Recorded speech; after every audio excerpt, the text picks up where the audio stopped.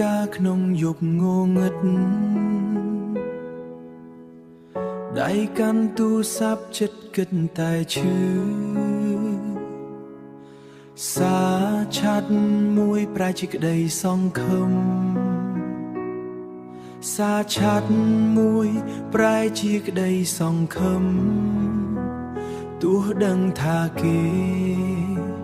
មានម្ចាស់ចិត្តរួចហើយអូនប្រាប់ខ្លួនឯងថា just chatting តែបេះដូងវិញកាន់តែចាញ់ពាក្យផ្អែមផ្អែមផ្អែមពីប្តីគេធ្វើឲ្យអូនភ្លេចថាអូនគ្រាន់តែជាអ្នកក្រៅអូនឆាតញ៉ែប្តីគេដឹងខំតែចិត្តមិនអាចឈប់អូនស្រឡាញ់ទាំងដឹងថាឈឺស្រឡាញ់ទាំងដឹងថាមិនមានសិទ្ធអូនឆាតញ៉ែប្តីគេយំលាក់ខ្លួនក្រោយអេក្រង់គេមានគ្រួសារមានអ្នករងចាំអូនមានតែទឹកភ្នែកនិងការសោកស្ដាយ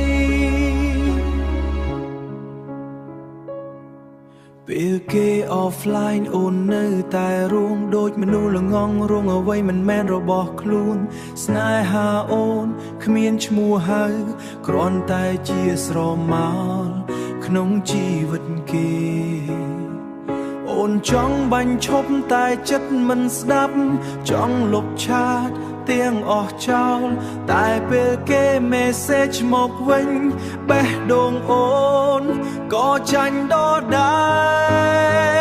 លអូនឆាតញ៉ែប្តីគេខ្លាចជាមនុស្សអាក្រក់ក្នុងរឿងស្នេហា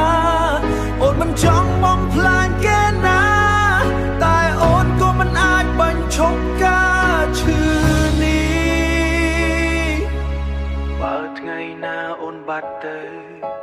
សូមឲ្យគេចងចាំថាធ្លាប់មាននារីម្នាក់ស្រឡាញ់គេដោយគ្មានសិទ្ធអូនឆាតញ៉ែប្តីគេថ្ងៃនេះអូនសូមលាហើយស្នេហាដែលគួរតែបញ្ចប់ទុកឲ្យនៅតែជារឿងឈឺក្នុងចិត្តបិទទូរស័ព្ទបិទបេះដូងអូនសុំរស់ជាមួយការពិតថាស្នេហាមួយនេះមិនដែលជារបស់អូនឡើយ